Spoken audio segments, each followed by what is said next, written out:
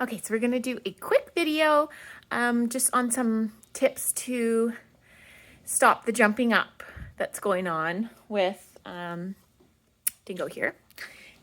And I noticed when you dropped him off that you're patting him while he's jumping up. So we'll just talk about how you can handle that a little bit better, so that will help him not jump up on you. And then I'm just going to show you how to do it.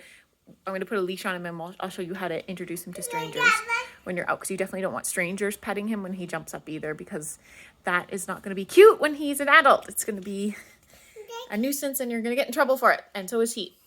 Okay, I'm just going to put the camera down on the floor here, and I'll walk over to the door. I'm just going to grab my treats. Don't move the camera. Okay, so he hasn't been jumping that much. He mostly does it when he is... Don't push the buttons, please. Don't push the buttons. Don't push the buttons, okay? I'm just going to make a video. He mostly does it when he's really excited. So one game that you can play with him to help him get used to not jumping when he's excited is getting him like woo, good puppy, good puppy, good puppy. So he's jumping, and then I stop and he sits. Woo, good puppy, good puppy, good puppy, good puppy, good puppy, good puppy, good boy, good boy, good boy, good boy, good boy. And then I stop and he sits. So go lay down. The body language is really important for jumping. So when I don't want him to jump on me, I stand all the way up, and I'm standing nice and straight. I'm not leaning forward towards him. I'm standing all the way up, and if he's coming at my hands, then I lift them up like this. This is really important. So while he's jumping up, the signal you're... Excuse me.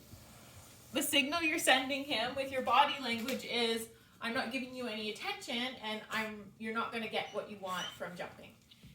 Murphy, go lay down. And you want to make sure that you do that while he's jumping, and then when he's sitting like this, that's when you can move towards him and be down like that. You can be bent down towards him and like putting your attention right on him. And then as soon as he jumps, you're up like this, and you're not focusing on him or looking at him even or talking. And then when he's down, then you're like, yay, just like that.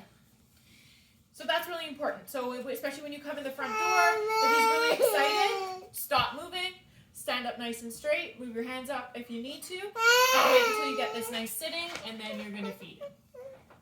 On your bed, please. Good boy. Good boy. Stay there. So when you're greeting new people, if he's on a leash, I'm just going to put, this is not his leash, this is just one of mine. So if he's on a leash here, I'm just going to bring him up. So we're pretending that we're going to go greet. We're going to go say hi to someone, la la la, and the person comes up to you. You manage the dog first. Forget about the person. Who cares about the person? They're going to say, oh, what a cute puppy. Can I say hi? And you're going to say, sure, just wait. I want him to sit first. And then you're going to get him into a sitting position like this. And you're also going to take the leash and step on it. So he has enough space that he can sit comfortably. He's not being pulled down, but he also can't come off the ground. So if someone were to come towards him like this, he's going to bounce, but the leash is going to stop him from actually jumping on them. And what you're going to do is make sure that he only gets rewarded. Murphy, go to your bed, please. He's only going to get rewarded when he's on the ground like this. So that's how you want him to be greeting people. And generally, when I have a little puppy like this, he's very friendly, he's very confident with new people. He doesn't need to be greeting a bunch of people. He needs to be ignoring people.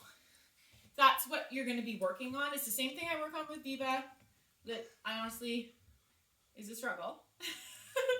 He's a little calmer, which is great. So what you want to do is ignore people. So you're walking down the street, you're not going to let every single person that sees him come and say hi to him. Just say something like, oh, we're training right now. Sorry, you can't say hi. I know he's cute. whatever, like wave at him across the street or something like that. But you just want to make sure that he doesn't see every single person on the street as like his best friend. Because then what happens is they start pulling towards people and getting really overexcited. And that's not the behavior that you want in your adult dog. So if the best is to have him be super calm and not really care that people are going up to him and past him. So sometimes when I ignore him, he does that demand barking, that little whiny bark that you can kind of hear him doing. And I did a little previous video on it. But just note that I'm just ignoring it, right? I'm not really addressing it. I'm just going to wait until he calms down. I don't know if you can see him. He's off to the side here, but he's gone into a down position. That's great, and I'll reward that. That's nice. Not the barking. So those are just some tips for the jumping. So like I said, when he comes and he puts his paws on you, anytime his front paws come off the ground, you're just going to stand up away from him and use your body language to say, no, I don't like that. And then as soon as he's back on the floor, then you're going to come down and pet him like that. Most of the time, really little kids don't like to be jumped on. And for older kids, you don't want them to be working on a trick where he like hugs or comes and puts his front paws on you. So I'll say, once he's really good at his greetings and he's not jumping at all, then go ahead and you can teach him one of those tricks when he's older. But when you're working on just manners with your pet dog, you definitely don't want to be encouraging any kind of front paws on the person. So that's it. So hopefully that's helpful for you. He's come a long way. He's not jumping much at all. And we're still going to work on it. I'm going to do a separate video for that counter jumping that he was doing a little bit, which he's not doing so much anymore.